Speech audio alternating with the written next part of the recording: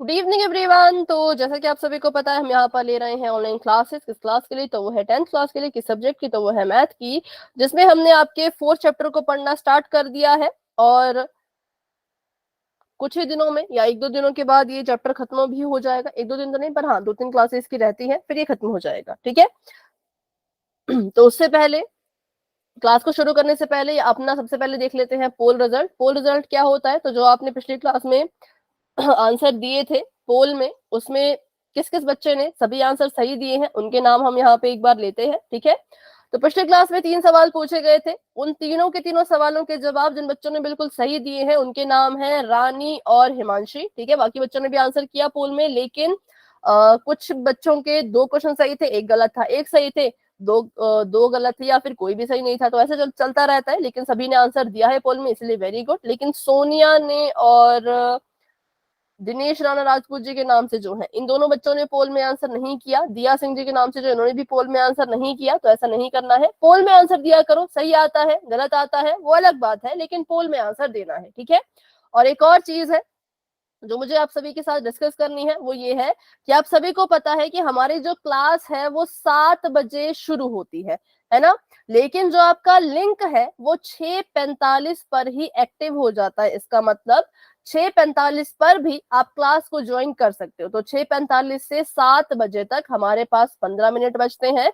तो अब हम इन 15 मिनट को भी यूज करेंगे। कैसे यूज करेंगे? तो जिन जिन बच्चों को भी अपनी बुक में, जो आपकी एनसीईआरटी की किताब है, उस किताब में आपको जो जो भी डाउट है, जिस जिस सवाल में भी डाउट है, वो आप इन 15 मिनट में मुझसे पूछ सकते हो। ठीक है। जैसे कि मान लो आपका, अभी हम यहाँ पे अवंती की क्लास में तो चौथा चैप्टर पढ़ रहे हैं, 4th चैप्टर पढ़ रहे हैं, पर किसी बच्चे को 3rd चैप्टर के किसी क्वेश्चन में डाउट है, तो वो क्या करेगा? वो 6:45 में क्लास को ज्वाइन करेगा, मुझसे अपना डाउट पूछेगा इन 15 मिनट में। ठीक है। और 7 बजे फिर हमारी क्लास जो है वो शुरू हो जाएगी। तो जिसको भी डाउट हुआ करेगा, वो 15 मिनट पहले क्लास में आ जाना, अपने डाउट मुझसे पूछ लेना। ठीक है। चलिए, तो अभी के लिए आज की क्लास को स्टार्ट करते हैं और बढ़ते हैं आगे। तो पिछली क्लास में हम सीख रहे थे विविक्तर के बारे में, जो कि बहुत ही ज्यादा इंपॉर्टेंट टॉपिक है इस पूरे चैप्टर का। इससे जो है वो बहुत सारे सवाल पेपर में आए हैं, और इतने अलग अलग तरह के सवाल आए हैं, जो सभी सवाल हम यहाँ पे सीखेंगे। इस एक टॉपिक से कम 4-5 तरह के सवाल निकलते हैं। ठीक है। 4-5 तरीके के क्वेश्चन आएंगे, जो किस पे निर्भर करते हैं? विविक्तर पे ही निर्भर करते हैं। तो चलिए, अभी आप सभी का पहले एक रिवीजन टेस्ट ले लेते हैं। पहले तो मुझे बताओ, विविक्तर का फॉर्मूला क्या होता है? विविक्तर, जिसको हम कहते हैं डिस्क्रिमिनेंट, इसको किससे निरूपित करते हैं और इसका फॉर्मूला क्या होता है? B² - 4AC। ठीक है। इसका फॉर्मूला होता है B² - 4AC, और इसको हम निरूपित किससे करते हैं? D से डी से। कैपिटल की स्मॉल? कैपिटल। कैपिटल, बिल्कुल। तो ऐसे तो लिखते हैं, डी मतलब डिस्क्रिमिनेंट, और इसका फॉर्मूला होता है B² - 4AC। ठीक है। तो चलिए, इसी पर आधारित एक सवाल हम पोल में करेंगे, जो कि आपका टेस्ट कह सकते हो, रिवीजन क्वेश्चन कह सकते हो, कुछ भी उसको कह सकते हो। ठीक है। तो चलिए स्टार्ट करते हैं। ये आपको यहाँ पर एक द्विघात समीकरण दे रखा है, उसको मैं यहाँ लिख लेती हूँ। द्विघात समीकरण 3x⁻² -5x बराबर में 0। इसमें क्या करना है? तो इस द्विघात समीकरण का आपको विविक्तर ज्ञात करना है, डिस्क्रिमिनेंट ज्ञात करना है। ठीक है। तो जो अभी आपने फॉर्मूला पीछे मुझे लिखवाया, उस फॉर्मूले की मदद से इसका विविक्तर ज्ञात कीजिए, और जो भी आंसर आता है वो आप पोल सेक्शन में जाके दे सकते हो। ठीक है। तो पोल भी ओपन हो चुका है, जाइए और अपना आंसर वहां पर दे दीजिए।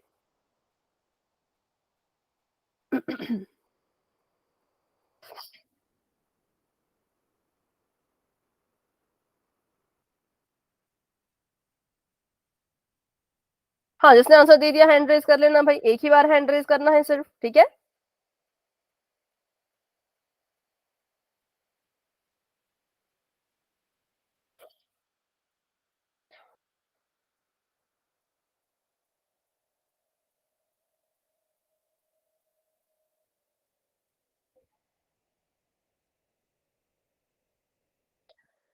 ओके, 5 बच्चों के आंसर्स आ चुके हैं। Very good. 16 बच्चे क्लास में, सभी कोशिश करो भाई, सभी ट्राई करो।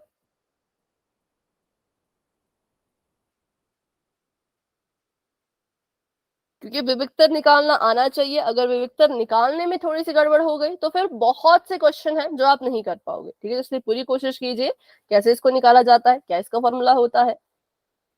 हाँ, सभी कोशिश करो भाई, सभी ट्राई करो।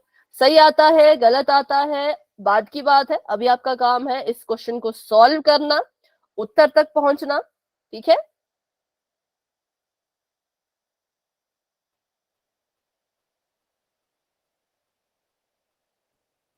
हम्म 9 बच्चों के आंसर्स आ चुके हैं और बहुत से बच्चों ने हैंड भी रेज कर दिया है।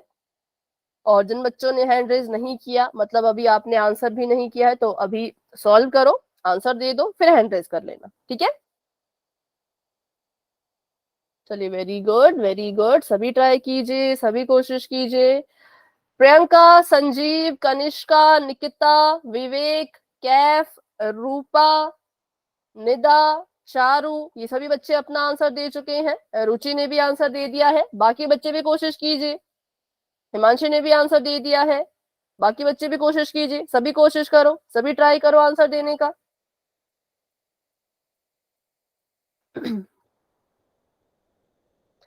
अनु, गुड़िया, शुभम गुप्ता जी के नाम से जो है। अच्छा, अपना नाम बता दो बेटा, शुभम है या अंजलि है, दो नाम मेरे दिमाग में घूम रहे हैं। शुभम गुप्ता जी के नाम से कौन है, माइक ऑन करके बता दो। मैम शुभम। ओके शुभम, ठीक है। अभी रहते हैं रीना और सोनिया, जिन्होंने क्लास को अभी ज्वाइन किया। अनु, अगर आपने आंसर दे दिया तो बेटा हैंड रेज कर लो। और गुड़िया, आपने भी अगर आंसर दे दिया है तो। गुड़िया, आपको पता है पोल सेक्शन कहाँ होता है? अगर नहीं पता तो मैं बता देती हूँ आपको। नीचे फोन के नीचे जो है वो 3 बिंदु दिख रहे होंगे, उन 3 बिंदु पे क्लिक कीजिए। 3 बिंदु पे जैसे ही क्लिक करोगे बहुत सारे ऑप्शन आ जाएंगे, उसमें से आपने एक्टिविटीज के ऑप्शन पे जाना है। अगर हिंदी में फोन है तो गतिविधियां नाम होगा, उस पे जाना है। उस पर जाओगे तो वन पोल एक्टिव दिखेगा, वन पोल एक्टिव पे क्लिक करोगे तो आपके सामने 4 ऑप्शन आएंगे। उन चारों में से जो भी आपको सही ऑप्शन लगता है उस पे क्लिक करो, फिर वोट पे क्लिक कर देना, ठीक है। फिर आपका आंसर मुझ तक पहुंच जाएगा। तो चलिए अभी करते हैं 10 सेकेंड का वेट और बढ़ते हैं आगे। 10, 9, 8, 7, 6, 5, 4, 3, 2, 1। तो अभी के लिए पोल हो चुका है एंड, और इसका रिजल्ट आप पोल सेक्शन में देख सकते हो और अपना आंसर आप चैट बॉक्स में बता सकते हो। इसका हमने विविक्तर निकालना था, तो उसको लिख करते हैं हम किससे, डी से रिप्रेजेंट करते हैं। बड़ा सा डी लिखेंगे तो इसका मतलब होता है डिस्क्रिमिनेंट, विविक्तर। और इसका फॉर्मूला होता है बी स्क्वायर माइनस का 4ac, ठीक है। तो डी हमारा ऐसे का ऐसा ही रहेगा। उसके बाद देखा जाए तो बी की जगह पे कौन है और एसी की जगह पे कौन है, ये हमको ज्ञात करना पड़ता है। कंपेयर किया तो ये ए है, ये बी है, ये सी है। ए की जगह पे 3 है, बी की जगह पे -5 है, सी की जगह पे 2 है। बी का स्क्वायर मतलब कि -5 का स्क्वायर, माइनस का निशान ऐसे का ऐसा, 4 ऐसे का ऐसा। ए के साथ गुणा करना है मतलब 3 के साथ गुणा करना है, सी के साथ गुणा करना है मतलब 2 के साथ गुणा करना है। जब इसको गुणा करते हैं और फिर अपना आंसर ज्ञात करते हैं। अच्छा, -5 का अगर वर्ग करेंगे तो उत्तर कैसा आएगा, जमा का या माइनस का, और क्या आएगा? 25 प्लस का। ठीक है, प्लस का 25 आएगा, क्योंकि -5 को -5 से जब गुणा किया तो 5 5 25 और माइनस माइनस प्लस, ठीक है। और इसको गुणा किया तो 4 3 12, 12 दूनी 24। तो डी हमारे पास आ गया 1 के बराबर। तो हमारा उत्तर है 1, जो कहाँ है, ऑप्शन नंबर डी में ही था। डी इज इक्वल टू 1, जो कि बहुत से बच्चों का सही था, ठीक है। तो बस इसमें इतना था, ज्यादा कुछ इसमें करने की जरूरत नहीं थी। तो अभी आगे बढ़ते हैं। अभी हमने विविक्तर निकालना पिछली क्लास में सीख लिया था, अभी इसका एग्जाम्पल हमने यहाँ पे एक और बार कर लिया। अब इसकी मदद से, विविक्तर की ही मदद से हम ये सारी चीजें करने वाले हैं। जितने भी अब टॉपिक आप पढ़ोगे उन सभी में आपको विविक्तर निकालना आना ही चाहिए, ठीक है। तो बढ़ते हैं आगे। सबसे पहले आपसे ये सवाल पूछ रहे हैं कि क्या हम द्विघात समीकरण को देख के बता सकते हैं कि समीकरण के कितने हल होंगे और कैसे होंगे, बताओ। जैसे मैं यहाँ पे अगर लिखूं, मैंने यहाँ पे लिखा 3x की घात 2 जमा का 9x जमा का 10 बराबर में 0। इसको देख के आप बता सकते हो क्या कि इसके हल कितने होंगे और कैसे होंगे, हाँ या ना, बताओ। सोचो और बताओ, हाँ या ना। बता सकते हो, बताओ फिर कैसे बताओगे। ना, एक आंसर आया हाँ, एक आंसर आया ना। जीरो हल होंगे इसके? नहीं। ठीक है, तो इसका उत्तर होगा एड। एड में जीरो है तब दो हल होंगे। ठीक है, आपने कहा दो हल होंगे, मान लिया दो होंगे। संख्या तो आपने कहा दो, पर वो कैसे होंगे? वो बराबर होंगे या फिर वो अलग अलग होंगे?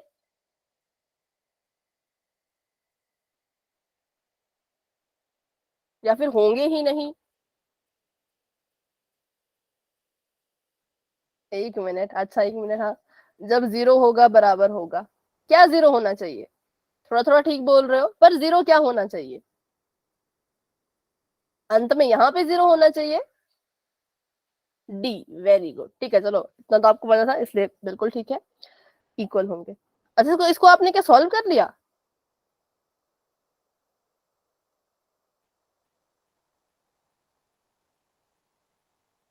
इक्वल कहाँ आ रहे हैं? हमें नहीं आ रहे हैं। बी स्क्वायर माइनस फोर इसी करके तो मेरा तो नहीं आया। ठीक है, लेकिन हाँ, पर आपने जो बताया अभी तक आधा ठीक बताया। जितना सवाल पूछा है उसका आंसर आपने ठीक बता दिया कि हाँ, हम द्विघात समीकरण को देख के बता सकते हैं कि उसके हल कितने होंगे और वो कैसे होंगे। ठीक है, सिर्फ इतना बताना है कि कितने हल होंगे और वो कैसे होंगे, इतना, और कुछ भी नहीं। अभी हल निकालने नहीं है, बस देखना है और बताना है कि कितने हल होंगे और कैसे होंगे, कैसे निकालेंगे। तो इसके लिए हमें मदद लेनी पड़ती है विविक्तर की। विविक्तर डी की सहायता से मूलों की प्रकृति बताई जा सकती है कि वो कितने होंगे और कैसे होंगे। ठीक है, चलो तो बढ़ते हैं आगे। माना कि द्विघात समीकरण ए एक्स स्क्वायर जमा बी एक्स जमा सी बराबर है जीरो, इसका विविक्तर है बी स्क्वायर माइनस फोर ए सी। ठीक है, अब इसके जो है वो आगे को तीन केसेस निकलते हैं। जैसे कि अभी आपके पास जो भी द्विघात समीकरण होगा उसमें जो है वो डी की वैल्यू आएगी, जिसका भी आप विविक्तर निकालोगे डी की एक वैल्यू आएगी और डी का एक मान आएगा। जो डी का मान होता है उसको तीन तरह से हमने डिवाइड किया है। पहला केस, आपने डी की वैल्यू निकाली और डी की वैल्यू जो है वो जीरो से कैसी आई? बताओ, ये जो चिन्ह मैंने लगाया है ये क्या है, बड़े का या छोटे का? बढ़ेगा। मतलब है यहाँ पे डी जीरो से बड़ा है। ये चिन्ह होता है ग्रेटर देन का, जिसकी तरफ को हम कहते हैं कि इसको मगरमच्छ मान लो, जिसकी तरफ को इसका मुंह खुल जाता है वो बड़ा होता है। ठीक है, तो डी जो है वो जीरो से बड़ा है। तो अगर आपने किसी समीकरण का विविक्तर निकाला और वो जीरो से बड़ा आया तो वो आपके लिए केस नंबर वन होगा। केस नंबर टू क्या होगा कि आपने डी निकाला, विविक्तर निकाला और वो जीरो के बिल्कुल बराबर आया, ना जीरो से बड़ा ना जीरो से छोटा, वो पूरे का पूरा जीरो ही आया, तो वो केस नंबर टू हो जाएगा। केस नंबर थ्री कहता है कि आपने किसी का विविक्तर निकाला और वो जीरो से छोटा हो गया। ठीक है, तो ये केस नंबर थ्री हो जाएगा। सभी को तीन केसेस समझ आए? क्या क्या होगा बताओ, डाउट है तो पूछो। इसका मतलब सिंपल सा ये है कि अगर आपने विविक्तर निकाला, अगर वो जीरो से बड़ा हुआ तो केस नंबर वन, जीरो के बराबर हुआ तो केस नंबर टू, और जीरो से छोटा हुआ तो केस नंबर थ्री। ठीक है, अब इन केसेस को हमने पढ़ तो लिया कि तीन केसेस होंगे, लेकिन इससे आगे हमें क्या सूचना मिलेगी, क्या इंफॉर्मेशन मिलेगी, वो भी देख लेते हैं। नंबर वन, अगर आपका जो विविक्तर आपने निकाला और वो जीरो से बड़ा अगर आया तो आपके जो मूल होंगे, इस क्या कहते हैं, समीकरण के जो मूल होंगे, नंबर वन, वो वास्तविक होंगे। वास्तविक का मतलब होता है रियल होंगे। ठीक है, वास्तविक संख्याओं में क्या आता है, वास्तविक संख्याओं में हमारी सभी की सभी संख्याएं आ जाती हैं। कोई सी भी संख्या ले लो, परिमेय अपरिमेय, बटे वाली और माइनस वाली, जीरो वाली, सभी के सभी संख्याएं वास्तविक संख्या में आती है। तो अगर आपका जो डी है वो क्या कर रहा है, जीरो से बड़ा आ रहा है, तो आपके जो मूल होंगे वो वास्तविक भी होंगे और नंबर टू, एक दूसरे से भिन्न होंगे, मतलब कि अलग अलग होंगे। ठीक है, डी अगर जीरो से बड़ा है तो आपके मूल वास्तविक तो होंगे होंगे लेकिन अलग अलग होंगे, एक दूसरे से भिन्न होंगे। ठीक है।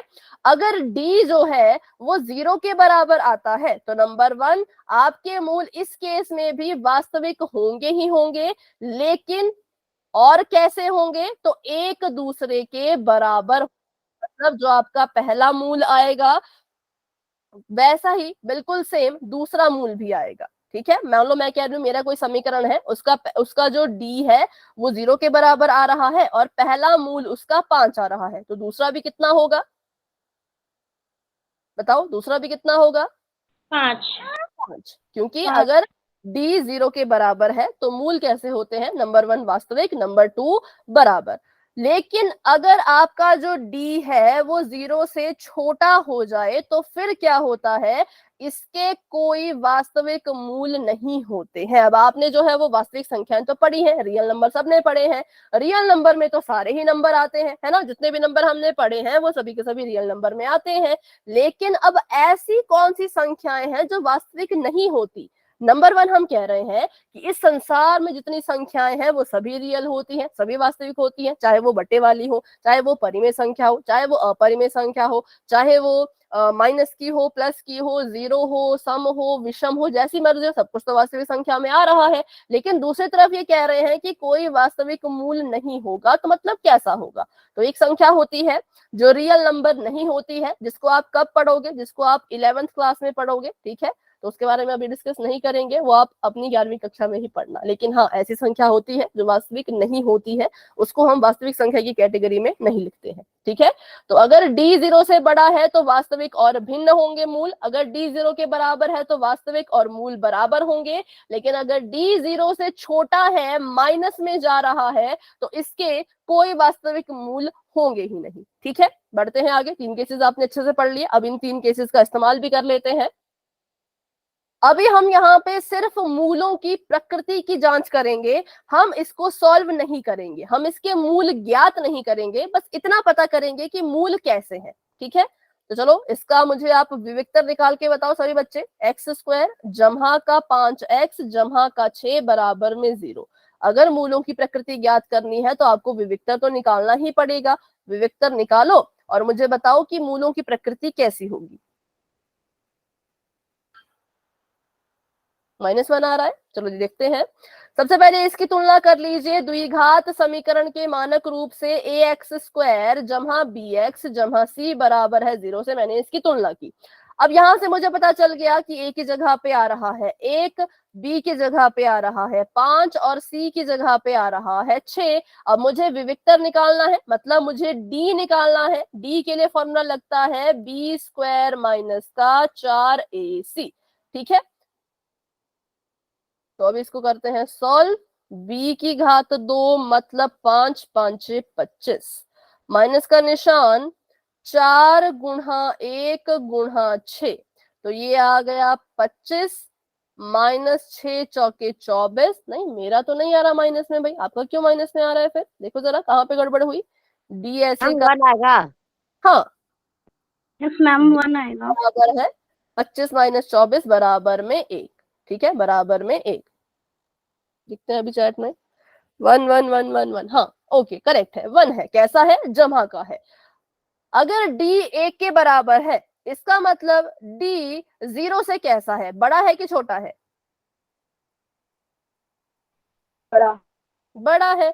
डी 0 से बड़ा है क्योंकि डी जो है वो जमा का आ रहा है, 1 आ रहा है। तो जब आपके जो मूल होते हैं वो, सॉरी, जब आपका विविक्तर होता है वो 0 से बड़ा आता है तो मूल कैसे होते हैं,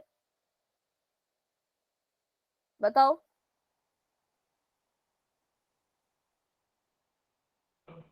वास्तविक और भिन्न। बिल्कुल, तो मूल कैसे होंगे? एक तो वास्तविक होंगे, नंबर 1 रियल होंगे, वास्तविक होंगे, और नंबर 2 एक दूसरे से भिन्न होंगे, मतलब अलग अलग होंगे। ठीक है, तो बस ये क्वेश्चन इतना ही था। इस क्वेश्चन में हमसे इतना ही पूछा था, तो हमने इतना ही बताया कि जो मूल है वो वास्तविक होंगे और एक दूसरे से बिल्कुल भिन्न होंगे, अलग अलग होंगे। ठीक है, चलिए तो आगे बढ़ते हैं। ये केस नंबर 1 था। केस नंबर 2 की बात कर लेते हैं। यहाँ पर देखो तो यहाँ पे भी डी 1 के बराबर आ रहा है, क्योंकि डी 0 से बड़ा है तो मूल जो है वास्तविक और भिन्न होंगे।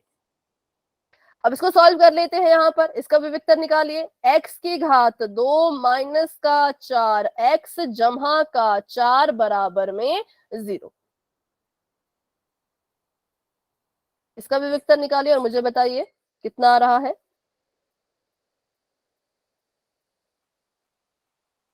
पहले इसकी तुलना कर लेते हैं, तुलना वाला लिख लेती हूँ, कंफ्यूज मत होना।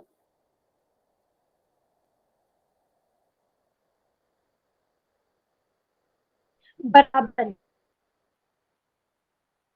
ओके निकिता, ठीक है। 12। 12 नीचे लिखो भाई, चैट में लिखो, ऐसे तो पता नहीं चलेगा। चलो d हम निकालते हैं b की घात 2 माइनस 4 ac करके, तो d तो हमारा ऐसे कैसा ही रहेगा, b की घात 2 है, इसका मतलब माइनस के 4 की घात 2, क्योंकि माइनस का 4 है, b की जो वैल्यू है वो -4 है, -4 की घात 2, माइनस का निशान 4 गुणा 1 गुणा 4, ठीक है। अब -4 का स्क्वायर करेंगे तो 16 आएगा, जमा का आएगा क्योंकि 4 चौक 16, माइनस माइनस प्लस, यहाँ पे करेंगे तब भी जो है वो 16 आएगा। और d हमारा कितना आ गया, तो हम d जीरो। हमारा आ गया बिल्कुल 0 के बराबर। d यहाँ पे 0 के बराबर है, तो जब d 0 के बराबर होता है तब मूल कैसे मुझे होते हैं। पता किस चीज का मैसेज आया था। 50%। बेटा माइक ऑफ करो, हाँ शुभम माइक ऑफ कर बेटा दो। भी। चलो बताओ, अभी इक्वल होंगे, सिर्फ इक्वल नहीं कहना है, कैसे कहना है, मूल जो है वास्तविक भी होंगे, हाँ बिल्कुल, वास्तविक और बराबर। वास्तविक शब्द यूज करना यहाँ पर बहुत जरूरी है। इसके मूल क्या होंगे, पहली चीज वास्तविक होंगे, और कैसे होंगे, तो बराबर भी होंगे। मैम ये वास्तविक क्या है? वास्तविक मतलब रियल, ठीक है। रियल का मतलब कि ये किसी भी कैटेगरी में आ सकते हैं, जैसे कि रियल नंबर क्या होते हैं, जिसमें सब कुछ आता है। वास्तविक संख्याओं में क्या क्या आता है, पॉजिटिव, जमा वाले, माइनस वाले, जीरो आता है, बटे वाली संख्याएं आती हैं, परिमेय संख्याएं आती हैं, अपरिमेय संख्या आती हैं। जितनी भी संख्याएं हैं वो सभी की सभी वास्तविक संख्या में आती हैं, इसलिए हम कह रहे हैं कि वास्तविक भी है और बराबर भी है। अच्छा, वास्तविक शब्द यूज क्यों कर रहे हैं, क्योंकि मैंने अभी अभी बताया कि अभी 10th तक हम पढ़ रहे हैं कि जितनी भी संख्याएं हैं वो वास्तविक संख्याएं होती हैं, लेकिन जैसे ही आप +1 में जाओगे, 11th क्लास में जाओगे, तो मैथ में आपको एक ऐसी संख्या के बारे में पढ़ना पड़ेगा जिसको हम कहते हैं इमेजिनरी नंबर्स, ठीक है। इमेजिनरी नंबर्स होते हैं, वो वास्तविक नहीं होते, उनको हम वास्तविक नहीं मानते। तो 10वीं तक हमने पढ़ा कि सारी संख्याएं वास्तविक हैं, लेकिन +1 में एक और तरह की संख्या पढ़ोगे जिसको आप वास्तविक नहीं कह सकते हो। इसलिए यहाँ पे हम लिख रहे हैं कि अगर d 0 के बराबर आएगा तो मूल वास्तविक भी होंगे और साथ में बराबर भी होंगे, ठीक है। चलो आगे बढ़ते हैं, तो यहाँ पे हमारा ठीक है वास्तविक और बराबर। अगला केस कर लेते हैं। यहाँ पर देखो 5 x की घात 2 माइनस का 4 x जमा का 1 बराबर में 0, इसका विविक्तर निकाल के बताइए।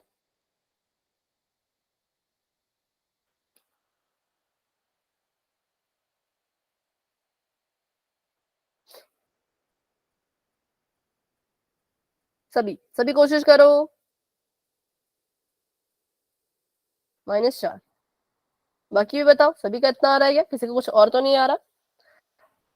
b मतलब -4, -4 की घात में 2, माइनस का निशान 5 गुणा में 1 गुणा में,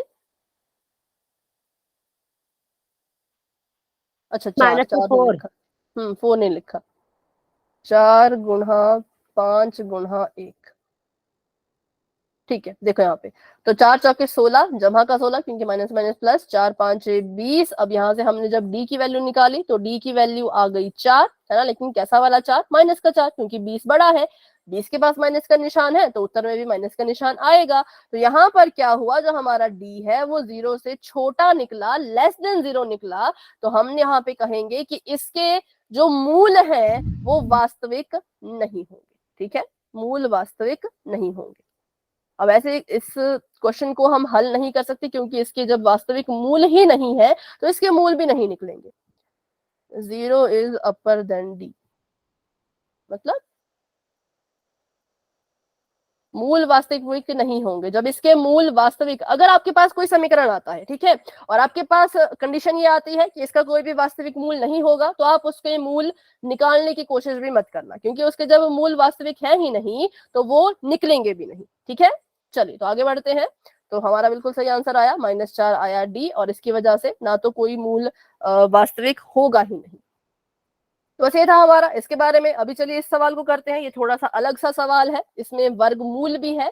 तो अब इसका विविक्तर निकाल के मुझे बताइए कि कितना आ रहा है। x की घात 2 3 वर्गमूल 5 x जमा 2 बराबर में 0। इसके बाद हम क्वेश्चन पोल में भी करेंगे, तो इसलिए इसका विविक्तर निकालो और इसकी प्रकृति मुझे बताओ। बिल्कुल आराम से, बिल्कुल अच्छे से समझो इस कंसेप्ट को, क्योंकि इस पर आधारित बहुत से सवाल बनते हैं, अलग अलग तरह के 4-5 तरह के सवाल हैं जो इस पे बनते हैं। 38 पक्का? चलो भाई देखते हैं, और भी बच्चे बताओ जिसका निकल गया। थोड़ा सा वेट कर लेते हैं बाकी बच्चों के आंसर का। हाँ सभी बताओ, तब तक मैं फॉर्मूला लिख लेती हूँ।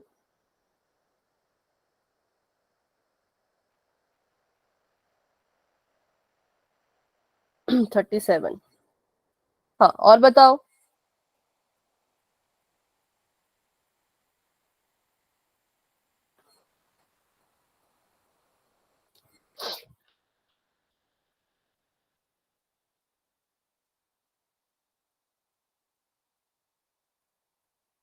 ठीक है, और बताओ।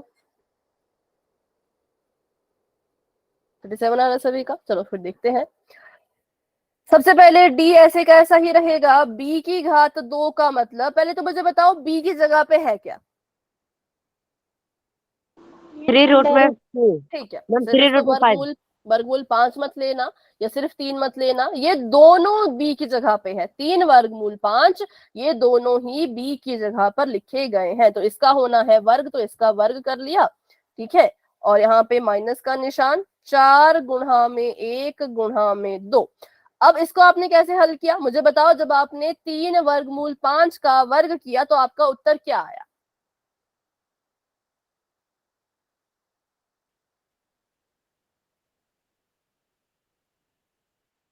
जब आपने इसको हल किया तो उत्तर क्या आया? 45 आया।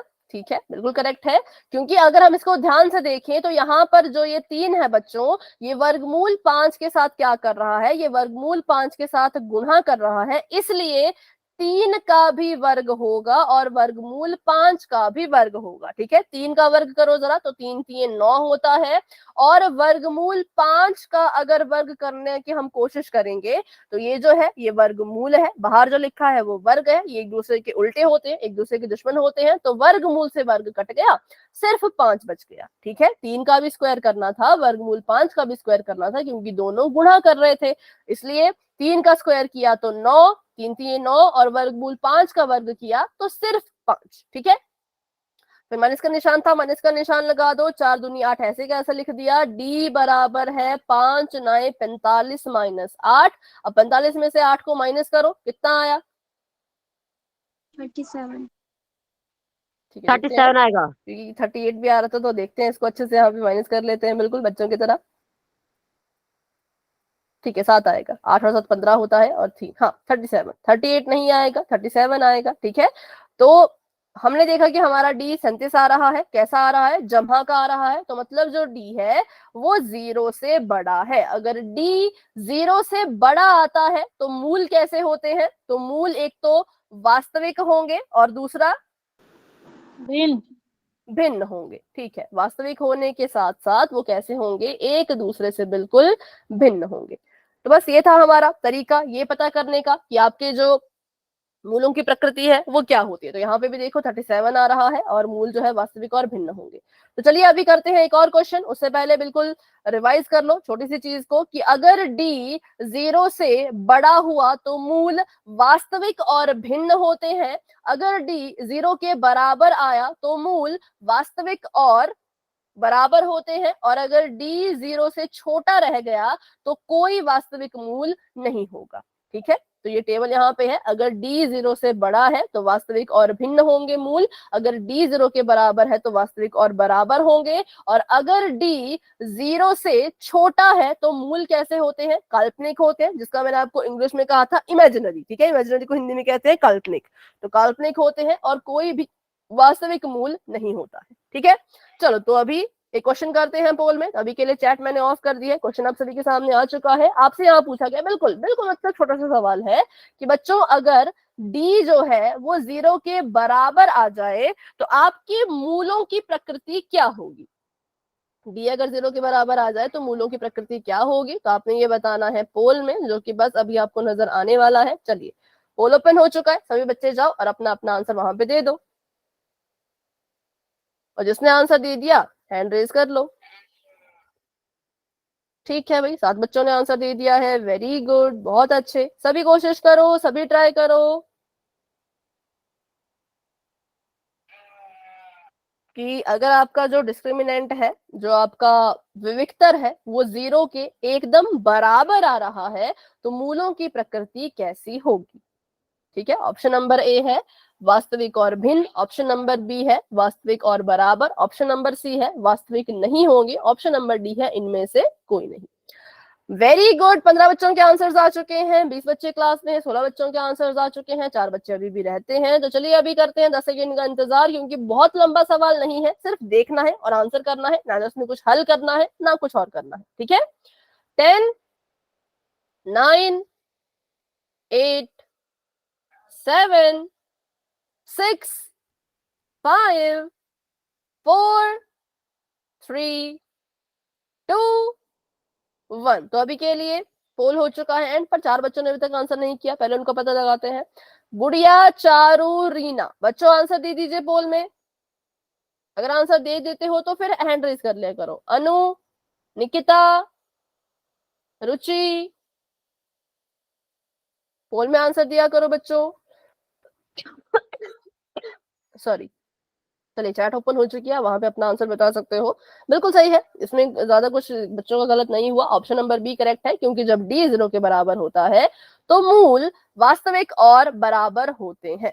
ठीक है, चलिए तो बढ़ते हैं अपने एक और सवाल की तरफ। तो अभी के लिए पोल हो सॉरी चैट हो चुकी है ऑफ, और क्वेश्चन आप सभी के सामने आ चुका है कि अगर डी जो है वो कुछ ऐसा हो जाए 0 के, मैं नहीं बताऊंगी इस चिन्ह का मतलब, खुद से पता कीजिए कि बड़ा है डी 0 से या डी 0 से छोटा है, खुद पता करो और अपना आंसर पोल में जाके दे दो। पोल आपको बस अभी नजर आ जाएगा। चलिए, पोल हो चुका है ओपन, सभी बच्चे जाइए और अपना आंसर पोल सेक्शन में जाके दे दीजिए। कंडीशन स्क्रीन पे लिखी है कि अगर डी ऐसा हो तो मूल कैसे होंगे। वेरी गुड, वेरी गुड, सभी कोशिश कर रहे हैं, बहुत अच्छे, बहुत बढ़िया।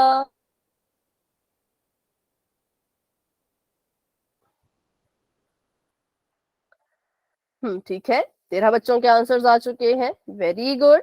सभी ट्राई करते रहो, कोशिश करते रहो।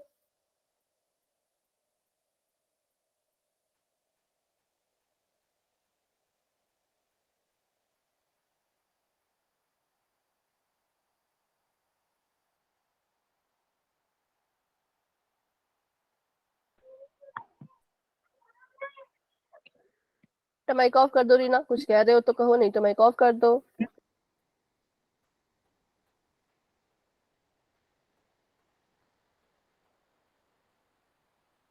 चौदह बच्चों के आंसर्स आ चुके हैं, 19 बच्चे क्लास में हैं, 5 बच्चे अभी भी रहते हैं। तो किसने किसने आंसर नहीं किया? अनु, गुड़िया, आंसर कर दीजिए। ओके रीना, आपने आंसर कर दिया है, ठीक है, करते हैं 10 सेकंड का वेट और बढ़ते हैं आगे। 10 9 8 7 6 5 4 3 2 1। तो अभी के लिए पोल हो चुका है एंड, और इसका रिजल्ट आपको पोल सेक्शन में दिख रहा होगा। अपना आंसर आप बता सकते हो चैट बॉक्स में। बिल्कुल करेक्ट है इस बार भी, option number A is the right answer कि अगर डी 0 से क्या हो, बड़ा हो। ठीक है, डी की तरफ को अगर ऐसे मुंह खुल रहा है तो मतलब डी बड़ा है। तो जब डी 0 से बड़ा होता है, पॉजिटिव में आता है, जमहा में आता है, तो मूल जो है वो वास्तविक होते हैं लेकिन एक दूसरे से भिन्न होते हैं, अलग अलग होते हैं। ठीक है, चलिए option number A is the correct answer. अब एक और क्वेश्चन है, हाँ एक और क्वेश्चन अभी पोल में ही है, तो अभी के लिए चैट को फिर से ऑफ कर देते हैं और बढ़ते हैं अपने अगले सवाल की तरफ। तो अगला क्वेश्चन आप सभी के सामने इस तरीके का है, आपको यहाँ पर एक द्विघात समीकरण दे रखा है, जो मैं यहाँ लिख लेती हूँ, जो है x की घात 2 जमा का 7x और जमा का 12 बराबर में 0। इसको ढंग से लिखते हैं, थोड़ा ऐसे अच्छा नहीं लग रहा। ठीक है, यहाँ लिख लेती हूँ इसको, x की घात 2 जमा 7x जमा 12 बराबर में 0। आपने पता करना है इस द्विघात समीकरण के मूलों की प्रकृति कैसी होगी। बहुत आसान है, डी निकालो, इसका विविक्तर निकालो, फिर आपको कोई एक केस दिख जाएगा, फिर देखो कैसा केस आ रहा है और उस केस से प्रकृति कैसे निकलती है। ठीक है, आराम से कर लो, जल्दबाजी की बिल्कुल भी जरूरत नहीं है, आराम से सोच समझ के क्वेश्चन को सॉल्व कीजिए और जिसका हो जाएगा वो हैंड रेज कर लेना।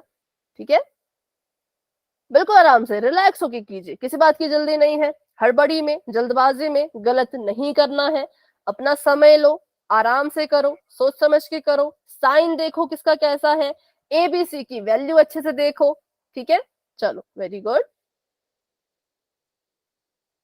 डी निकालो, फिर ये बताओ कि मूल कैसे होंगे, सिर्फ इतना बताना है और कुछ नहीं बताना है।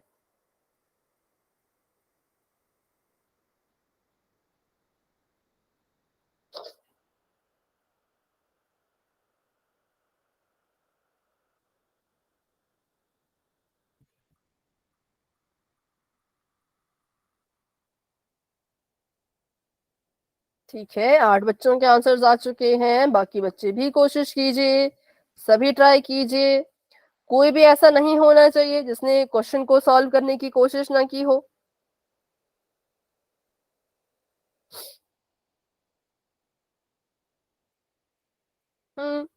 सही आता है अच्छी बात है, गलत आता है कोई बात नहीं, गलत आएगा तो सीखना कि कहाँ गलती हुई, कैसे गलती हुई। ठीक है, लेकिन आंसर सभी दो। 14 बच्चों के आंसर्स आ चुके हैं, वेरी गुड।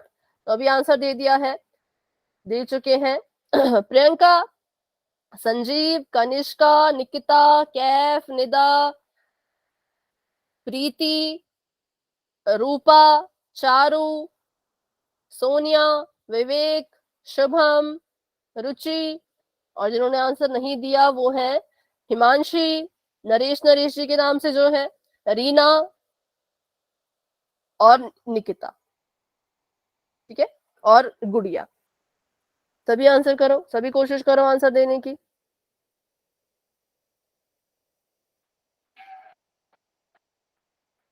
सोलह बच्चों के आंसर्स आ चुके हैं, वेरी गुड। ठीक है, नरेश अपना नाम बताओ बेटा, नरेश जी के नाम से जो है, माइक ऑन करके नाम बताओ।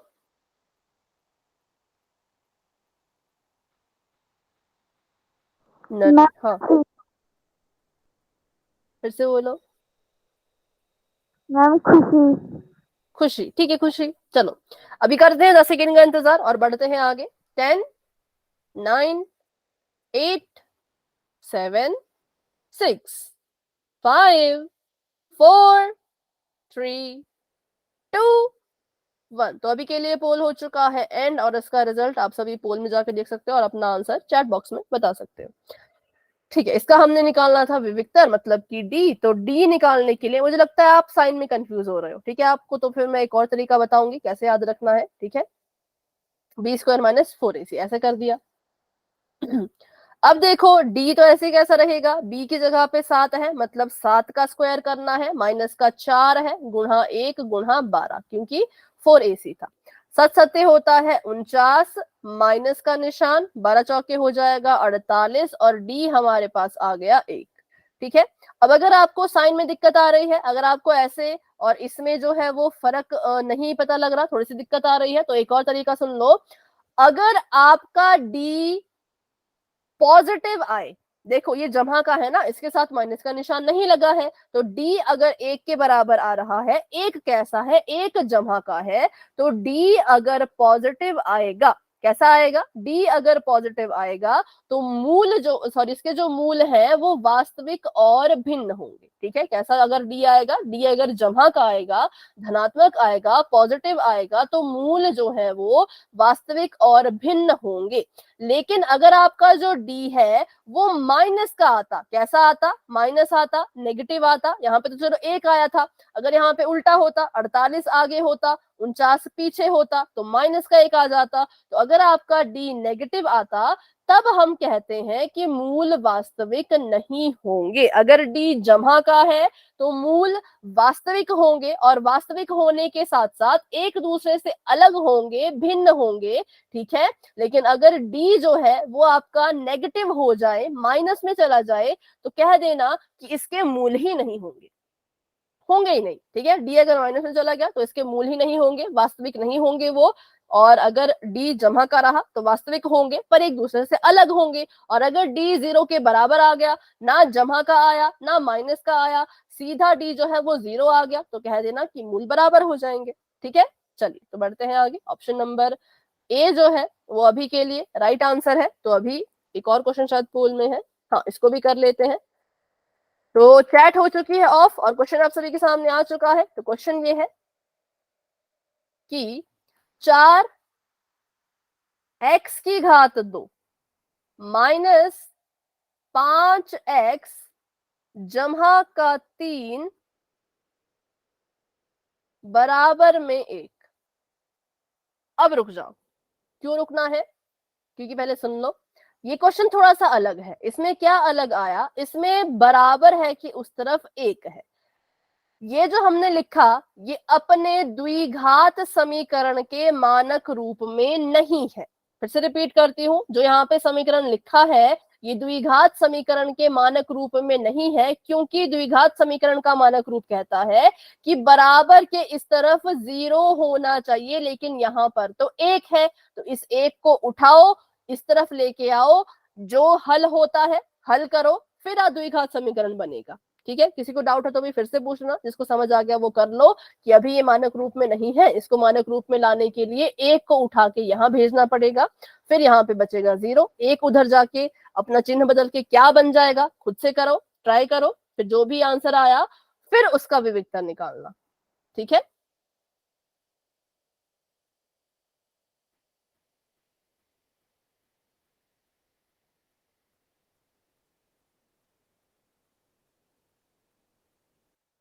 इसमें आपको दो दो काम करने हैं। पहले आपको इसको द्विघात समीकरण के मानक रूप में लिखना है, उसके बाद आपको विविक्तर निकाल के जांच करनी है कि मूलों की प्रकृति कैसी होगी।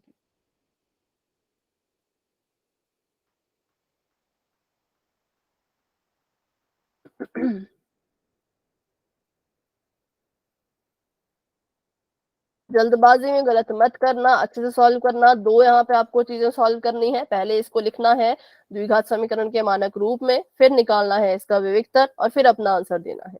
ठीक है, चलिए सभी कोशिश कीजिए।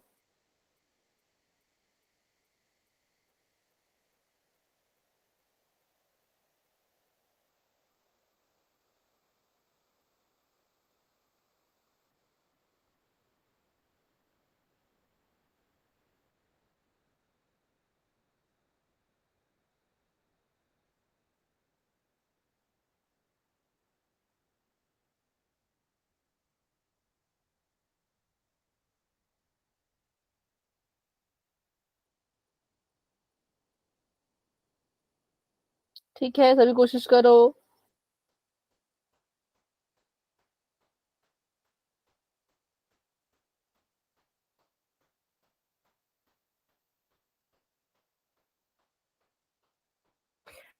बारह बच्चों के आंसर्स आ चुके हैं, बाकी बच्चे भी कोशिश करिए और अपना आंसर बताइए कि मूलों की प्रकृति क्या होगी। समीकरण आपको दे रखा है, पहले उसको उसके मानक रूप में बदलो, फिर डी निकालो, डी मतलब विविक्तर निकालो, फिर देखो कि कैसे क्या उत्तर आ रहा है। डी कैसा है, पॉजिटिव है, नेगेटिव है या 0 है, जो भी आपको आंसर में दिखता है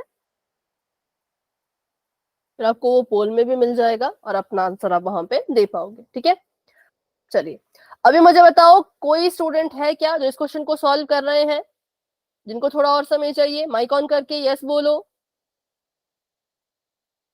कोई नहीं है, चलो तो फिर आगे बढ़ते हैं। 10,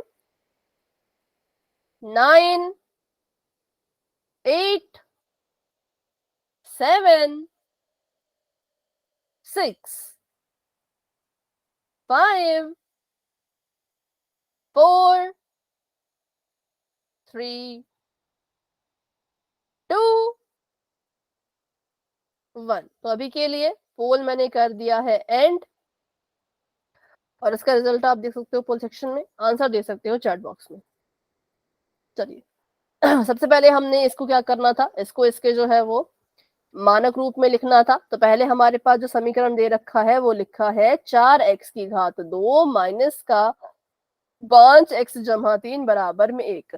ये द्विघात समीकरण का मानक रूप नहीं है। तो अगर ये मानक रूप नहीं है तो क्या होगा, तो बनाना पड़ेगा। तो 4x² तो ऐसे का ऐसा ही रहेगा, माइनस का 5x भी ऐसे का ऐसा रहेगा, जमा का 3 भी ऐसे का ऐसा रहेगा। एक को यहां से उठा के इधर लाना है, यहाँ पे जमा का है तो यहाँ पे माइनस का 1 बन जाएगा, बराबर में 0 आ जाएगा।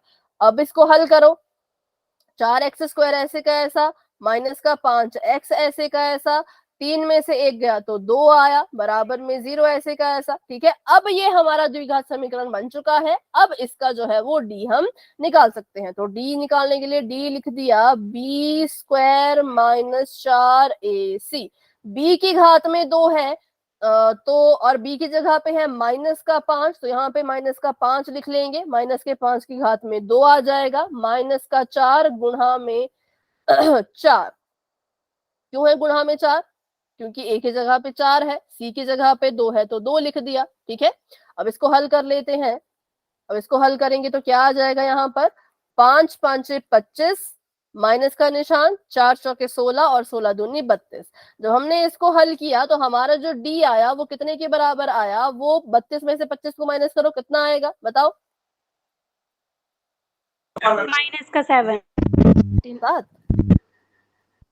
ठीक है, 7 आ गया। और कैसा, माइनस का, क्योंकि 32 बड़ा है, 32 के पास माइनस का निशान है तो यहाँ भी माइनस का निशान आएगा। तो क्योंकि हमारा जो d है वो नेगेटिव में आ रहा है, माइनस में आ रहा है, 0 से छोटा आ रहा है, तो हम कहेंगे इसके जो मूल हैं वो वास्तविक नहीं हो सकते। ठीक है, इसके जो मूल होंगे वो वास्तविक नहीं होंगे, क्योंकि d जो है हमारा वो माइनस में आ रहा है। अगर वो जमा का आता तो भिन्न होते, वास्तविक होते। अगर वो बराबर आता 0 के तो वास्तविक और बराबर इसके मूल होते, लेकिन d माइनस में आ रहा था, 0 से छोटा आ रहा था, तो इसके जो मूल है वो वास्तविक नहीं हो सकते। ठीक है, तो चलिए अभी और क्वेश्चन कर लेते हैं पोल में। गुड इवनिंग, गुड इवनिंग बेटा। तो अभी के लिए मैंने चैट को ऑफ कर दिया है।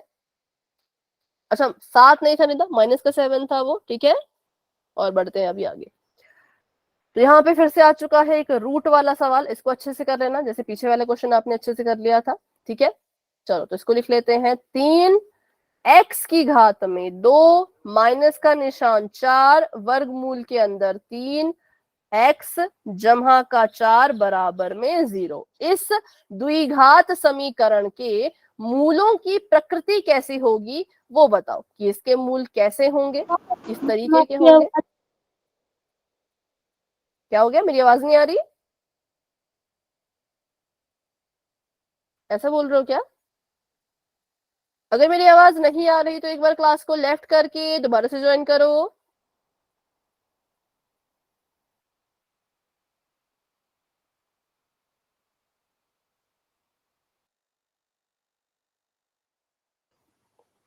हाँ, अभी मेरी वॉइस आ रही है क्या, बताओ।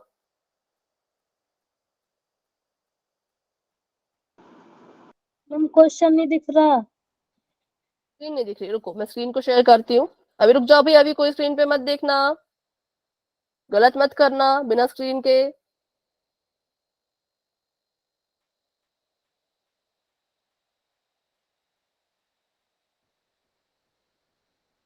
ठीक है, अभी देखिए प्रीति, अभी आ रही है।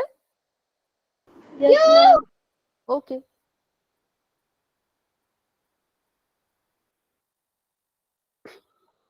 हाँ बिल्कुल आराम से करो, किसी बात की कोई जल्दी नहीं है, आराम से सोच समझ के। साइन देख लेना भाई, जो बी की जगह पे बैठा है उसका चिन्ह भी देख लेना। ठीक है, फिर उसका वर्ग करना है, तो वर्ग से वैसे फर्क तो कुछ पड़ता नहीं, बट फिर भी लिखोगे जो अच्छे से लिखना, एग्जाम में गलत ना हो जाए।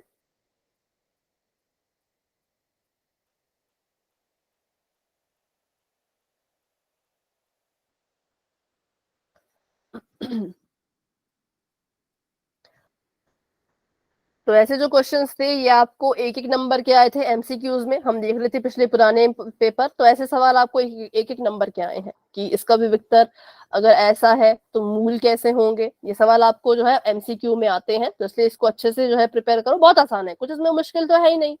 विविक्तर निकालना आ गया, 0 से बड़ा है, छोटा है, बराबर है, ये देखना आ गया, तो मूलों की प्रकृति भी आ जाएगी, है ना। चलो वेरी गुड, क्योंकि एक एक नंबर बहुत जरूरी है। एक नंबर से आप पास भी हो जाते हो, एक नंबर से फेल भी हो जाते हैं, एक नंबर से आप टॉप भी कर जाते हो पूरे डिस्ट्रिक्ट में, पूरे स्टेट में। तो बहुत जरूरी है एक एक नंबर, इसलिए कुछ भी छोड़ना नहीं है, सब कुछ अच्छे से करना है, ठीक है। और सेट एग्जाम से इंटरनल असेसमेंट भी मिलती है, तो इसलिए सेट एग्जाम की तैयारी भी आज से शुरू कर दो। और अगली क्लास में 15 मिनट पहले जुड़ के अपने बुक के क्वेश्चन के डाउट पूछ लिया करना। 12 बच्चों ने आंसर दे दिए हैं, शाबाश, बहुत बढ़िया। जिसने भी आंसर दे दिया हैंड रेज कर लो।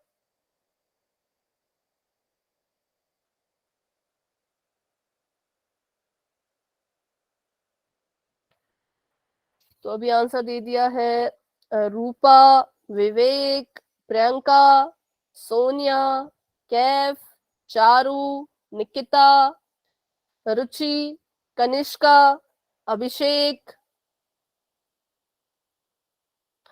और कौन है, एक और नाम से निकिता, संजीव और निदाने। अभिषेक शर्मा जी के नाम से अभिषेक ही है या आपका कुछ और नाम है, बता दो। मैम रिया शर्मा। रिया है, हाँ, मुझे लग ही रहा था कि मैं गलत नाम ले रही हूँ। ओके रिया, ठीक है। 16 बच्चों के आंसर्स आ चुके हैं, 3 बच्चे अभी भी रहते हैं, तो फटाफट से आंसर कर दीजिए। क्या कोई है जिसको इस क्वेश्चन को सॉल्व करने के लिए थोड़ा और समय चाहिए? अगर समय चाहिए तो माइक ऑन करके यस बोलो, अगर नहीं चाहिए तो फिर कुछ नहीं बोलना है, ठीक है। 14 बच्चों के हैंड रेज है भाई, आंसर तो 16 बच्चों का आया है, तो 2 बच्चों ने हैंड रेज नहीं किया है, हैंड रेज कर लो। ओके, खुशी और अमन, गुड़िया ने भी आंसर कर दिया, ठीक है। हिमांशी आपने आंसर किया है क्या? गुड़िया अगर पोल में आंसर किया तभी बेटा हैंड रेज करना है। हिमांशी आंसर दीजिए तो बेटा हैंड रेज कर लो, ठीक है। चलो तो अभी करते हैं 10 सेकंड का वेट। शुभम आपने आंसर किया है क्या? आंसर किया तो बेटा हैंड रेज कर लो। ओके, 10 9 8 7 6 5 4 3 2 1। तो अभी के लिए पोल हो चुका है एंड, और इसका रिजल्ट आप सभी देख सकते हो पोल सेक्शन में, आंसर अपना दे सकते हो चैट बॉक्स में। तो हमने इसका विविक्तर निकालना है, मतलब डी निकालना है, तो डी लिख दिया और इसका फॉर्मूला भी लिख दिया, बी स्क्वायर माइनस 4ac, ठीक है। बी की जगह पे कौन है बताओ, बी की जगह पर कौन है? सर 4 रूट में 3। माइनस 4√3। बिल्कुल, 4 में 3 है। माइनस का 4√3। देखो अभी हमें ये तो पता है कि अगर स्क्वायर होगा तो माइनस का कुछ वजूद रहता नहीं है ना, लेकिन जब आप इसको पेपर में लिखोगे तो कभी साइन मत भूलना। जैसे यहाँ पे अगर आप इसको साइन को भूल जाते, सिर्फ 4 वर्गमूल 3 लिखते, तो आपका आधा नंबर तो यहीं कट जाता, क्योंकि आपने साइन नहीं लिखा। तो इसलिए लिखने का तरीका भी सीखा करो कि कैसे कैसे लिखना होता है, ठीक है। तो बी स्क्वायर की जगह पे माइनस, बी की जगह पे माइनस का 4 बटा वर्गमूल 3 था, तो हमने माइनस 4 बटा वर्गमूल 3 लिखा, इसका स्क्वायर किया, माइनस का निशान, 4 गुणा में ए गुणा में सी, मतलब 4 गुणा 3 गुणा फिर से 4।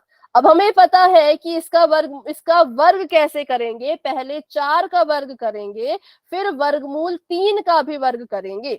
4 का वर्ग किया, 4 का स्क्वायर किया तो 4 चौके 16 बन गया। 3 का वर्ग किया तो सॉरी, वर्गमूल 3 का वर्ग किया तो 3 ही रहा, क्योंकि वर्गमूल से वर्ग कट जाता है।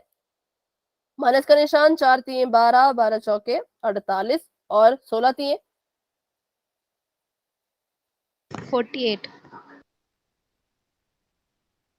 ठीक है, ये भी 48 आया और माइनस का 48 भी यहाँ पर था, तो हमारे पास जो डी की वैल्यू है वो 0 आ गई, मतलब जो डी है वो 0 के बराबर आ चुका है। तो इसलिए इसका उत्तर क्या होगा, इसके मूल कैसे होंगे? वास्तविक और बराबर। वास्तविक और बिल्कुल ठीक है। तो इसलिए option number B is the right answer कि इसके जो मूल है वो वास्तविक और बराबर होंगे। क्यों? क्योंकि जो हमारा डी है वो 0 के बराबर आ चुका है, तो मूल भी कैसे होते हैं? वास्तविक तो होंगे ही होंगे, साथ में बराबर भी होंगे। ठीक है, तो इस क्वेश्चन में किसी को डाउट है तो पूछ लो। 3 बच्चों ने गलत कर दिया था, गलती से गलत हुआ तो कोई बात नहीं, लेकिन अगर आपको समझ नहीं आया, कहीं पे गलती हो गई, तो फिर आप मुझसे दोबारा से पूछ सकते हो। अगर सबको ये चीज, ये क्वेश्चन क्लियर है तो वाई टाइप कर दीजिए, डाउट है तो अभी के अभी माइक ऑन करके पूछ लीजिए। सभी को क्लियर है? तो चलिए फिर बढ़ते हैं आगे। Option number B is the right answer. अब देखो, अब यहाँ पे आया है एक सवाल। अब इस सवाल को पहले ध्यान से पढ़ो, ठीक है? ये सवाल पहला है, ये मतलब पहला क्वेश्चन है, पहला टाइप ऑफ क्वेश्चन है कि आपको इस तरह का सवाल पेपर में देखने को मिलेगा। तो पहले सवाल पढ़ते हैं, सवाल को समझते हैं कि पूछा क्या है और इसको किया कैसे जाता है। आपको कह रहे हैं कि एक द्विघात समीकरण है जो है 2x की घात 2 माइनस का 12x जमा का के बराबर में 0। ठीक है, द्विघात समीकरण आपको दे रखा था और साथ में आपको एक कंडीशन भी दे रखी है। ठीक है, आपको बोला है द्विघात समीकरण 2x² माइनस 12x जमा के बराबर है 0 में के का ऐसा मान ज्ञात करो। हमने के का मान ज्ञात करना है। अब के का मान ज्ञात करने के लिए भी कंडीशन दे रखी है कि कैसा होना चाहिए वो, के का ऐसा मान ज्ञात कीजिए कि इस समीकरण के मूल वास्तविक और बराबर निकल के आए। ठीक है, समीकरण हमारे पास था, फिर से लिख लेती हूँ, थोड़ा अच्छे से नहीं लिखा था। 2x² माइनस का 12x जमा का के। ये कह रहे हैं कि आप के की हमें एक ऐसी वैल्यू निकाल के दो, के की जगह पे हमें एक ऐसी संख्या को लिखना है जिसकी वजह से इस समीकरण के जो मूल है वो वास्तविक भी हो और बराबर भी हो। ठीक है, तो कैसे निकालेंगे के की वैल्यू? सोचो जरा, किसी के दिमाग में कुछ आइडिया आ रहा है कैसे निकाल सकते हैं? निकालेंगे हम इसका इस्तेमाल करके, ये मैं बता देती हूँ। हमें जो विस्थापन विधि। ये एक ही समीकरण है। अच्छा, विस्थापन विधि, चलो अगर आप विस्थापन विधि का इस्तेमाल करते भी हो तो कैसे करोगे? मैम x² आ रहा है इसमें तो। x² है, विस्थापन विधि से करोगे तो भाई इतना लंबा चला जाएगा वो तो फिर। क्योंकि देखो, अगर इस समीकरण से k की वैल्यू निकालते हो, है ना, इन दोनों को उठा के उधर भेजते हो, k की वैल्यू अगर निकालते हो तो वापस से इसमें तो डाल नहीं पाओगे, गलत हो जाता है, नहीं डाल सकते ना। फिर हमें जो है वो कोई और समीकरण चाहिए, तो हम क्या करेंगे? अच्छा, किसी का आंसर आया क्या अभी? 18। कैसे किया विवेक? चलो बताओ कैसे किया आपने, क्या सोच के किया?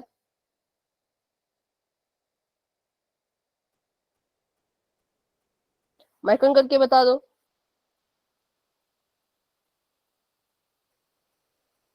बता रहे हो क्या? ठीक है, 20² माइनस 4 से निकाला, फिर उसको क्या किया?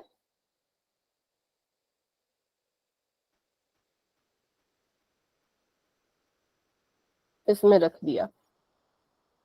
ओके ठीक है, देखो इस तरह के सवाल का जब भी आपने आंसर करना है, सबसे पहले आपको बोल रहे हैं कि मूल जो है वो वास्तविक और बराबर होने चाहिए। मुझे बताओ कि ये कब होता है, कब किसी समीकरण के मूल वास्तविक और बराबर होते हैं? एक्स को नहीं रखा, ठीक है, आप मेरे साथ मैच करना, मेरी तरह क्या होगा तो ठीक है, अगर मुझसे अलग किया तो थोड़ा सा गलत हो सकता है।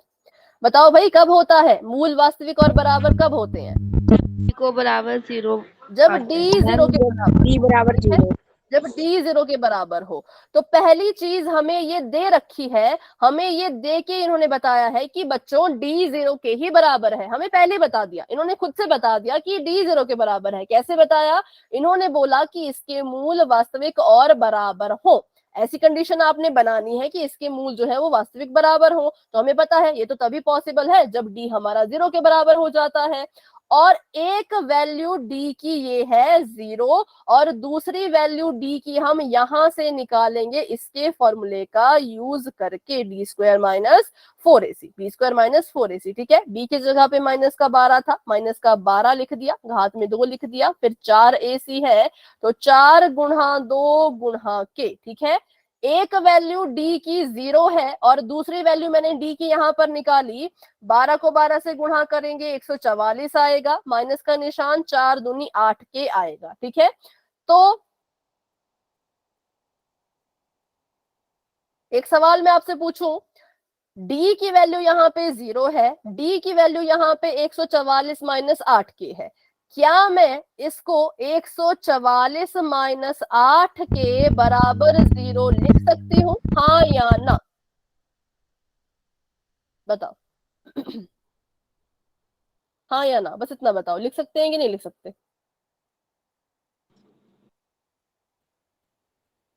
फटाफट से बोलो, टाइम भी हो रहा है क्लास का, बस इतना बताओ। Yes. हाँ या ना, लिख सकते हैं। क्यों?